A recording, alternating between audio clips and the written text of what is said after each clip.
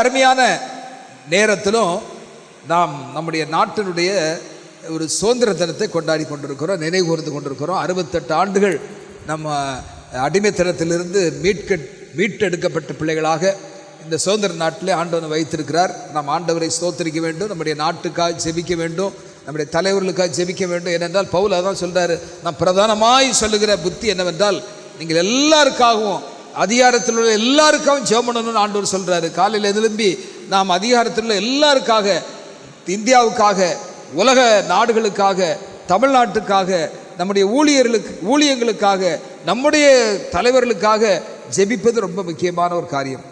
எனவே இந்த சுதந்திர தினம் அன்றும் உங்களுக்கு ஒரு அருமையான வாக்கு தத்தத்தை கொடுக்க விரும்புகிறேன். எல்லாருக்கும் விரும்ப ஒரு வாக்கு தத்தம் இல்லையா? ஆண்டவர் இன்றைக்கும் நமக்கு ஒரு அருமையான வாக்கு தத்தத்தை கொடுக்க இருக்கிறார். இந்த சுதந்திர தினம் அன்று, இந்த நாம் விடுதலை பெற்ற நாள் 68 ஆண்டுகள் முடிந்து 69 ஆண்டுகள் போகும்போது நமக்கு ஒரு ஆண்டவர் ஒரு நல்ல வாக்கு தத்தத்தை ஆண்டவர் கொடுக்கிறார். எனக்கு ரொம்ப பிரியமானது என்னென்னா, ஆண்டவருடைய வேத வசனத்தில் வாக்கு தத்தங்கள் ஒவ்வொரு மாதமும் முதல் நாள் காலை 5 மணிக்கு நமக்கு வாக்கு தத்த ஆராதனை நடத்தப்பட்டு கொடுக்க அநேகர் வர்றீங்க. ஒவ்வொரு மாதமும் ஒரு வாக்கு தத்தத்தை ஆண்டவர் நமக்கு கொடுக்கிறார் என்று பார்க்கிறோம். நாம் சோர்ந்து போன வேளைகளில், நம்முடைய துக்க நேரத்தில், நம்முடைய ஆவிக்குரிய வாழ்க்கையில் நாம் ஒருவேளை அசதியாக காணப்படும் பொழுது நம்மை தூண்டி விடுவது என்னவென்றால் ஆண்டவருடைய வாக்கு தத்தங்கள் என்று பார்க்கிறோம்.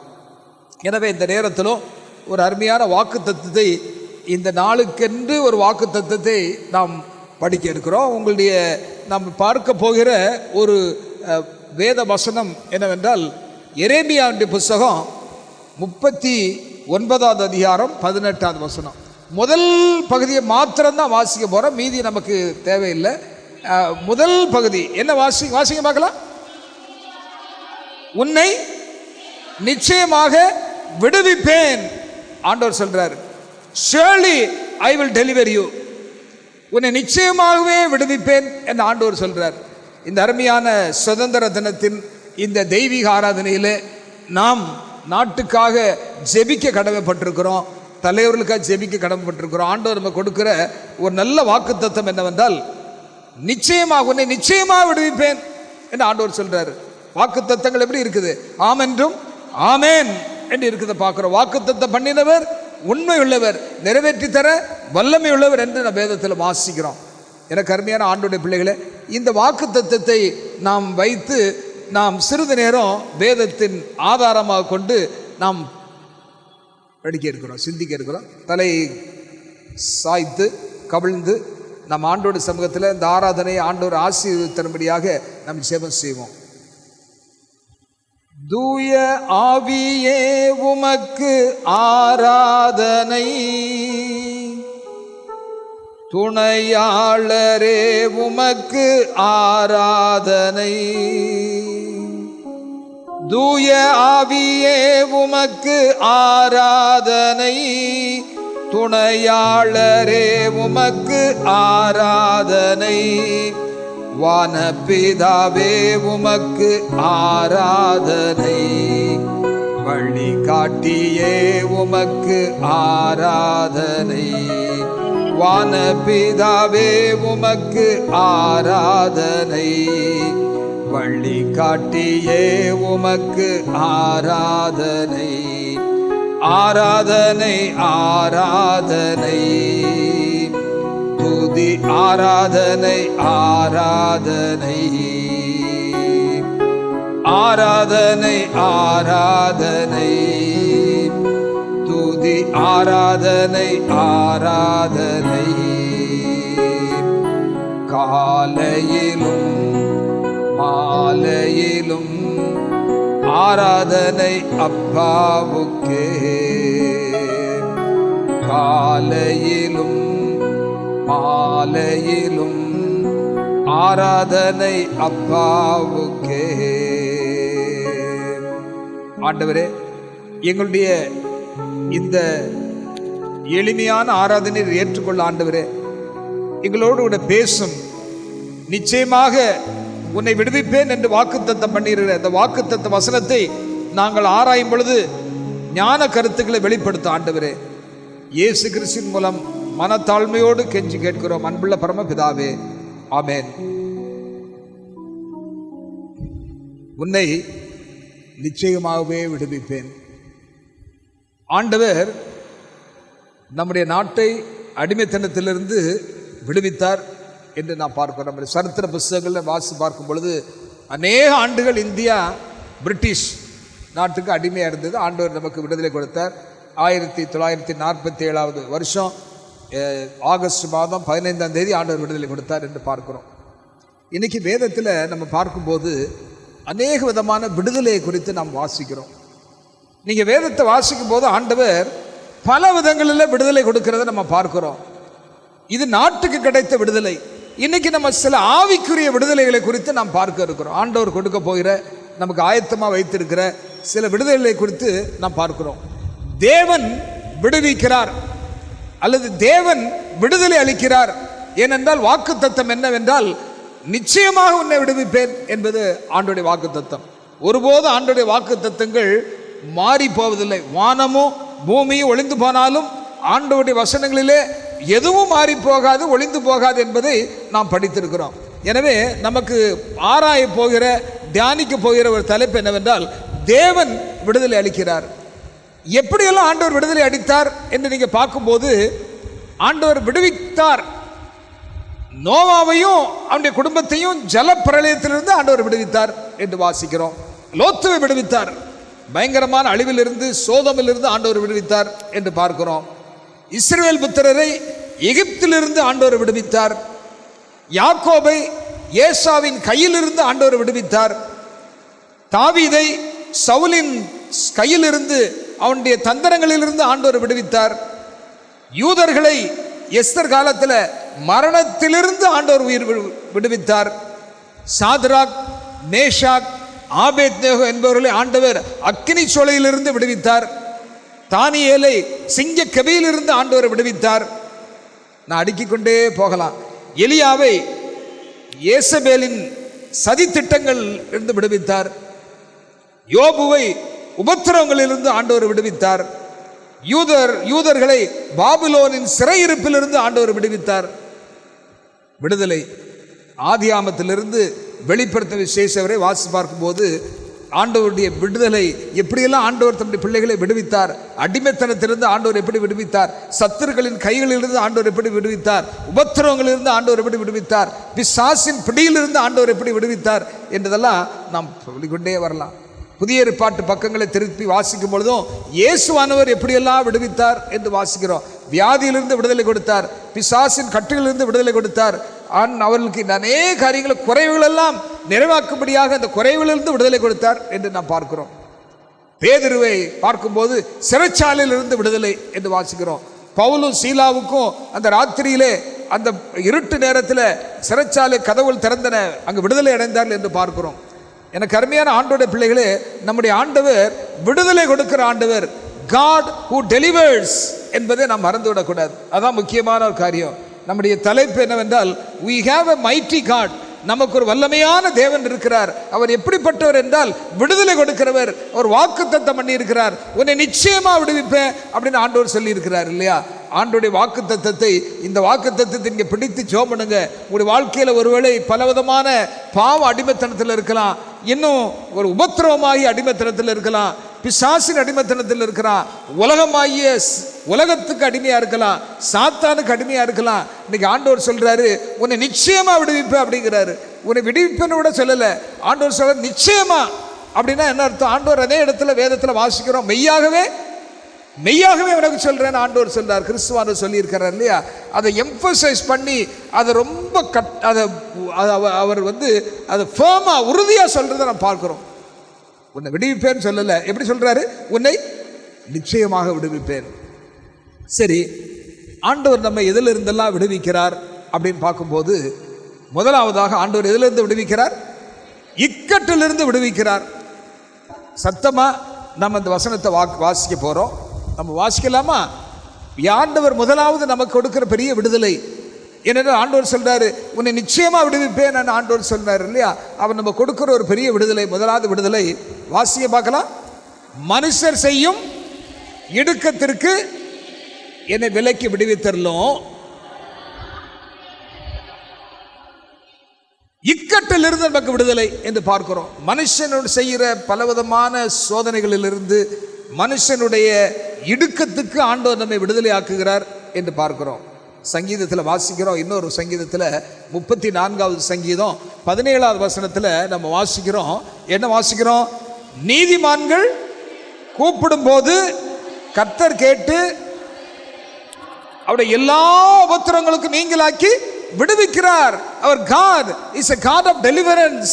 நம்முடைய ஆண்டவர் விடுவிக்கிற ஆண்டவர் என்பதை மறந்து போகக்கூடாது. இந்த சுதந்திரத்தின் அன்று ஆண்டவர் நமக்கு சொல்றாரு, நான் உன்னை விடுவிக்கிற கர்த்தர், நீ கவலைப்படாத என் மகனே என் மகளே, நீ கலங்காத திகையாத, உன்னை அடிமைத்தனத்திலிருந்து நான் விடுவிக்க நான் ஆயத்தமா இருக்கிறேன். இக்கட்டிலிருந்து விடுதலை. இங்கே வாசி பார்க்கும்போது தானியேலில் வாசிக்கிற இந்த வசனத்தெல்லாம் வீட்டில் போய் படித்து பாருங்க. தானியேல், சாதராக், மேஷாக், ஆபேத்நேகோவுக்கு ஏற்பட்ட இக்கட்டு, தானியேலுக்கு ஏற்பட்ட இக்கட்டு, சத்துருக்களின் திட்டம், இவைகளிலிருந்தெல்லாம் ஆண்டவர் தமது பிள்ளைகளை விலக்கி காண்பித்தார், விடுவித்தார் என்பதாக நாம் பார்க்கிறோம். கர்த்தருடைய தூதன் அவருக்கு பயந்தவர்களை சூழ பாளையம் இறங்கி அவர்களை விடுவிக்கிறார். சங்கீதம் 34:7 வாசிக்கிறோம்.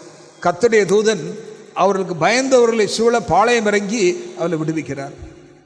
நமக்கு கிடைக்கிற முதலாவது விடுதலை என்னன்னா, இக்கட்டிலிருந்து நமக்கு ஆண்டவர் விடுதலை கொடுக்க. எனக்கு ஒருவேளை எனக்கு அருமையான தேவனுடைய பிள்ளைகளே, இந்த வாழ்க்கையில் ஒருவேளை உங்களுடைய வாழ்க்கையில் இக்கட்டு இருக்கலாம். அந்த இக்கட்டிலிருந்து ஒருவேளை நீங்கள் விடுதலை பட முடியாமல் தவித்து கொண்டிருக்கலாம். இன்றைக்கி ஆண்டவர் உங்களுக்கு கொடுக்குற ஒரு அருமையான வாக்கு தத்தம், உன்னை நிச்சயமாக விடுவிப்பேன் அப்படிங்கிறாரு. ஒருவேளை நம்ம அநேக ஜெபம் பண்ணலாம். 2 வருஷம் ஜெபம் பண்ணேனே ஆண்டவரே, 4 வருஷம் ஜெபம் பண்ணிட்டு இருக்கிறேனே, ஏன் எனக்கு இந்த விடுதலை இல்லை அப்படின்னு சொன்னால், இன்னைக்கு இந்த வாக்கு தத்தத்தை பிடிச்சு ஜெபம் பண்ணுங்க.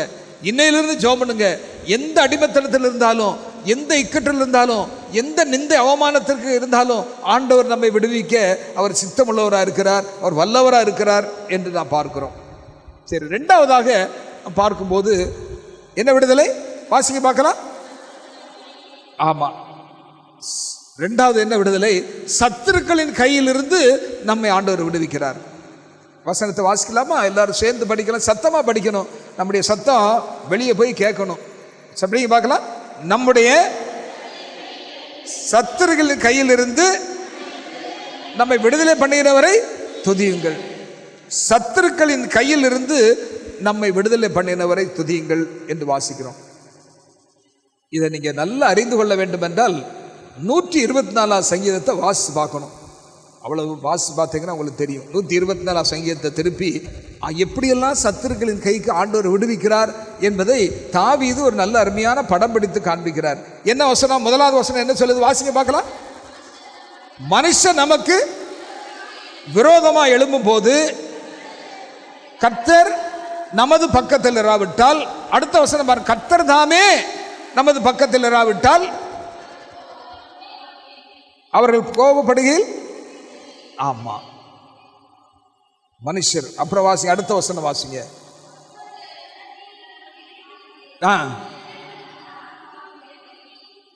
வாசிங்க, தொடர்ந்து வாசிங்க.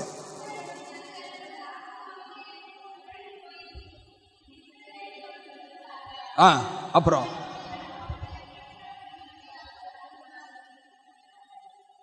அவர்கள் பற்களுக்கு இரையாக ஒப்புக்கொடாதிரு கர்த்தருக்கு ஸ்தோத்திரம். ஆத்மா தப்பிட்டான். எப்படி தப்பிச்சான்? வாசிங்க, அந்த வசனத்தை வாசிங்க. வாசிங்க.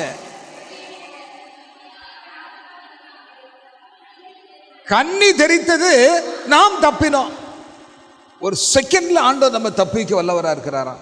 உன்னை நிச்சயமா விடுவிப்பேன் ஆண்டவர் சொல்றார் இல்லையா? ஆண்டவர் பொய்யுரையாத தேவன், வாக்குத்தத்தம் பண்ணின தேவன், உண்மை உள்ளவர் என்பதை நாம் அறிந்து கொள்ள வேண்டும்.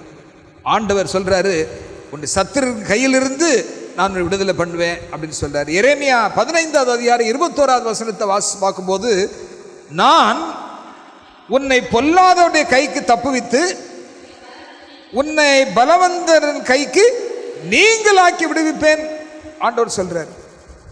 2வதாக ஆண்டவர் கொடுக்கிற ஒரு பெரிய விடுதலை என்னவென்றால், சத்துருக்களின் கையிலிருந்து நமக்கு ஆண்டவர் விடுதலை கொடுக்கிறார். இக்கட்டிலிருந்து விடுதலை, சத்துருக்களின் கையிலிருந்து விடுதலை. 3வதாக என்ன விடுதலை அப்படின்னு பார்க்கும்போது, என்ன விடுதலை? பலவீனத்திலிருந்து ஆண்டவர் விடுதலை கொடுக்கிறார், வியாதியிலிருந்து விடுதலை கொடுக்கிறார் என்று வாசிக்கிறோம். ஆண்டவர் இயேசு கிறிஸ்து சொல்றாரு. லூக்கா 13வது அதிகாரம் 12வது வசனத்தில் வாசிக்கிறோம். ஆண்டவர் அந்த ஸ்திரியை பார்த்து என்ன சொல்றாரு? வாசிக்க பார்க்கலாம் சத்தமா. இயேசு அவளை கண்டு அழைத்து, ஸ்திரீயே, உன் பலவீனத்திலிருந்து விடுதலையாக்கப்பட்டாய். எனக்கு அருமையான ஆண்டோட பிள்ளைகளே, நீங்க ஒருவேளை அரே உங்களுடைய பலவீனங்களுக்காக ஜெபம் பண்ணிட்டு இருக்கலாம். வியாதியிலிருந்து எனக்கு ஆண்டவரே எனக்கு விடுதலை வேண்டும் என்று சொல்லி ஜெபம் பண்ணலாம். இன்னைக்கு ஆண்டவர் சொல்றாரு, ஒரு அருமையான வாக்குத்தத்தத்தை இந்த சுதந்திர தினத்தன்று உங்களுக்கு ஆண்டவர் கொடுக்கிறார். என்ன வாக்குத்தத்தம்? உன்னை நிச்சயமா விடுவிப்பேன். உன்னுடைய பலவீனத்திலிருந்து ஆண்டவர் விடுதலை கொடுப்பார். கவலைப்படாதீங்க. ஆண்டோடைய அருமையான வாக்குத்தத்தை பிடித்து நீங்க ஜெபம் பண்ணுங்க. நான் அடிக்கடி சொல்லுவதுண்டு, கிளைம் த ப்ராமிஸ், அப்புறம் reclaim the promise, exclaim the promise, proclaim the promise. ஆண்டோடைய வாக்குத்தத்தை பிடிச்சு ஜெபம் பண்ணணும். அதான் நம்ம பழகிக்கொள்ள வேண்டிய. Claim the promises of God. ஆண்டோடைய வாக்குத்தத்தை பிடிச்சு ஜெபம் பண்ணுங்க. ஆண்டவர் ஒருவேளை பதில் கொடுக்கலையா, reclaim the promises of God. ஆண்டோடைய வாக்குத்தை திரும்ப பிடிங்க. சோர்ந்து போகாதீங்க. ஜெபத்தில் சோர்ந்து போகாம ஜெபம் பண்ணும்போது ஆண்டவர் வியாதியிலிருந்து ஆண்டவர் விடுதலை கொடுப்பார். ஆண்டவருடைய வாக்குத்தத்தை ஆண்டவர் சொல்றார். இந்த ஸ்திரியை பார்த்து, உன் பலவீனத்திலிருந்து விடுதலையாக்கப்பட்டாய். ஆண்டவர் சொல்றாரு இல்லையா? ஆண்டவர் சொல்றாரு, நான் உன் பரியாரியாய கர்த்தர். நாம் யாத்திரையாகமம் 23வது அதிகாரம் 25வது வசனத்தில் வாசிக்கிறோம், வியாதியை உன்னை விட்டு விலக்குவேன் அப்படின்னு சொல்றாரு. வியாதியை உன்னை விட்டு விலக்குவேன், நான் உன் பரியாரியாய கர்த்தர் சொல்றார். இன்னைக்கு 3வது விடுதலை என்ன ஆண்டவர் கொடுக்கிறார் என்றால், நம்முடைய பலவீனத்திலிருந்தெல்லாம் ஆண்டவர் விடுதலை கொடுக்க அவர் சுத்தமா இருக்கிறார்.